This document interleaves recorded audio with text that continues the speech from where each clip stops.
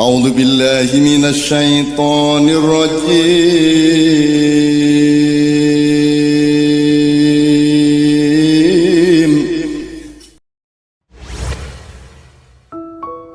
Assalamualaikum warahmatullahi wabarakatuh. Waalaikumsalam. Maaf ya Gus, tanya lagi. Tadi kan dari tadi bahas teori. Yang paling saya tunggu-tunggu itu tuh saat Gus bahas teori konspirasi gitu loh Gus. Kok malah nggak dibahas? Padahal kalau menurut pendapat Gus itu teori konspirasi gimana? Soalnya banyak banget ada konspirasi double tower, konspirasi COVID, terus konspirasi yang lain lah. Nah, tanggapan Gus bagaimana? Soalnya kan nggak mungkin di dunia ini cuma ada kebetulan gitu. Terima kasih. Assalamualaikum warahmatullahi wabarakatuh. Waalaikumsalam warahmatullahi wabarakatuh. Monggo Gus, Waalaikumsalam konspirasi. Teori konspirasi. Kalau Anda tahu bahwa teori konspirasi itu benar, terus mau ngapain? Ya Anda tetap melakukan yang untuk hidup Anda tuh. Itu Ya percaya.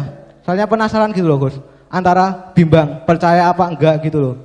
Kalau nggak percaya kok banyak bukti-buktinya, ya nggak banyak sih, ada beberapa yang ada buktinya. Anda pernah punya itu enggak? Rencana besok mau ngapain gitu? Pernah? Anda melakukan 100% yang Anda rencanakan enggak? Enggak sih. Anda membayangkan pada sebuah konspirasi teori berapa orang yang terlibat? Banyak sih. Mungkin semuanya terjadi dengan mulus. Enggak. Saya kasih contoh. Watergate, Nixon, itu hanya 9 orang yang terlibat. Itu aja bocor. Franz Ferdinand, mulainya Perang Dunia Pertama, itu konspirasi beneran, tapi tidak terjadi sesuai dengan yang direncanakan. Itu hanya kebetulan, kemudian terbunuh beneran Franz Ferdinand. Tidak mudah melaksanakan rencana seperti konspirasi teori. Anda tunjukkan konspirasi teori yang mana, saya bantah semuanya. Aku ngerti kabeh teori konspirasi. Enggak sih mas. Masnya tanggapan dari Gus. Menurut saya teori konspirasi itu koyo maca non fiksi wae lho. Saya gini, kita tuh dalam hidup energinya terbatas. Tenaganya terbatas. Siapa yang menggunakan dan waktunya terbatas. Siapa yang menggunakan energi dan waktu itu paling efektif dan yang paling bisa maju paling cepat. Bayangkan gini. Ada 3 lingkar dalam hidup kita. Bayangkan Anda naik motor, 1 nyetir motor, 2 jadi penumpang di belakang motor, 3 motor sebelah. Itu tiga lapis dunia. Pertama yang Anda naik motor sendiri, itu saya sebut sebagai lingkar pengaruh. Lingkar pengaruh. Itu hal-hal yang bisa Anda pengaruhi di sekitar Anda. Anda malas bangun pagi, Anda bisa bangun pagi. Anda malas mandi, bisa mandi. Anda bisa melakukan perubahan yang benar-benar tentang itu. Yang kedua adalah lingkar perhatian. Aku lali istilahnya, aku enggak singarang aku ya soalnya. Pokoknya lingkar kedua, bayangkan Anda jadi penumpang di motor. Itu Anda cuma bisa ngomong-ngomong, kanan, kiri, tapi Anda enggak nyetir beneran. Energinya enggak usah banyak-banyak di situ. Konspirasi teori itu di motor sebelah tuh. Dia mau ngelanggar lampu merah, Anda nggak bisa ngapa-ngapain. Ngapain buang energi ke situ?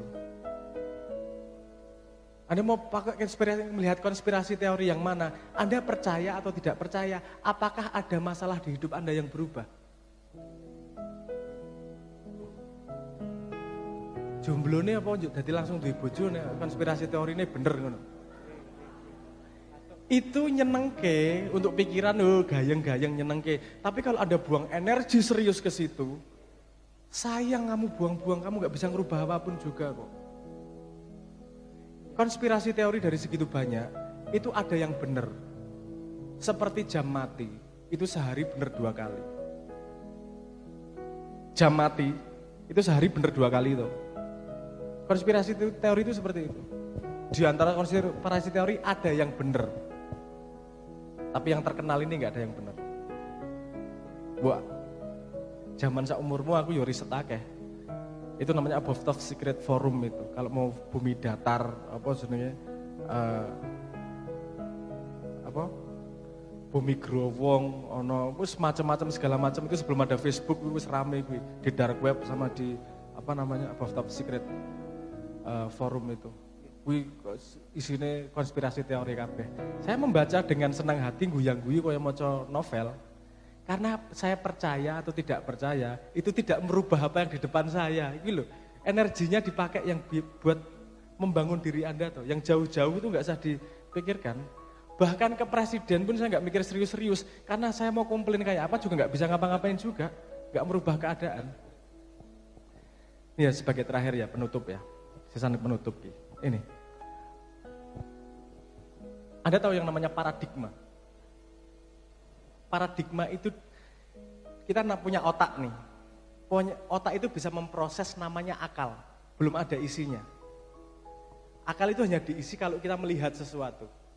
Oke ya, melihat sesuatu, punya pengalaman, diolah di sini jadinya akal itu ngolah data. Tapi kita melihat segala sesuatu itu pakai kacamata. Kacamata itu namanya paradigma.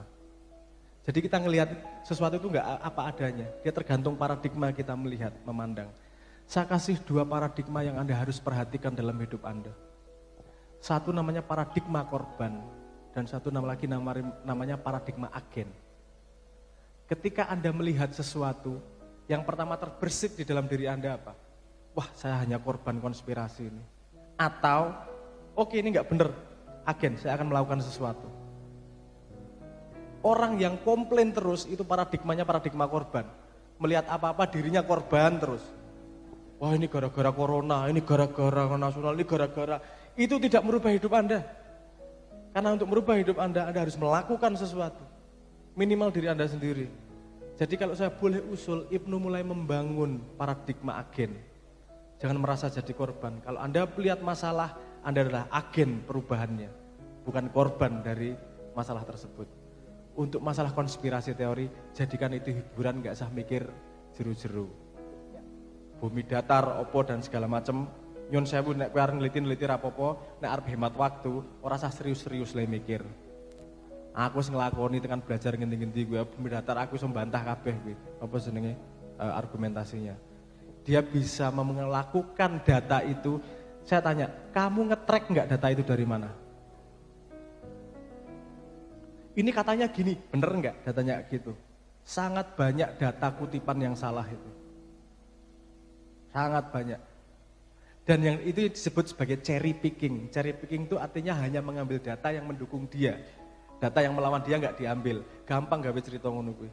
Ngarang wae. Jadi untuk efektivitas hidup Anda, ayo toh, waktu dan energinya di manage bener. Yang bisa Anda rubah itu energinya di situ. Yang Anda nggak bisa rubah, perhatikan aja. Untuk jadi pengetahuan aja.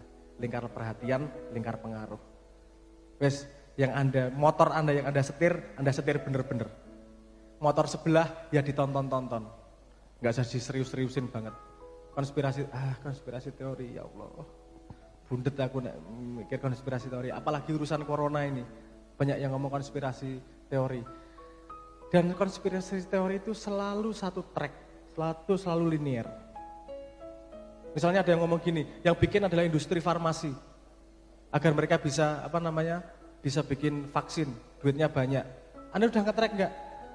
Pemasukan industri farmasi dari vaksin berapa persen? Sedikit, cuma 11%. Ngapain? Dia ngambil duit dari situ, sedangkan kalau dia bikin itu, corona, dia akan menjadi musuh industri yang lain, membahayakan diri dia. Jadi mendengar data sesuatu, Anda secara primer mengkonfirmasi sumber data gue. Minimal gue tadi nambah ilmumu lah. Nanti baca jurnal, nanti baca apa, atau track semuanya. Oh ini bener, ini salah kutip, banyak banget salah kutip. Misalnya saya ketika ngomong general ini, saya pernah dibantah. Oh jadi jack of all trade, master of none ya. Pernah denger itu enggak?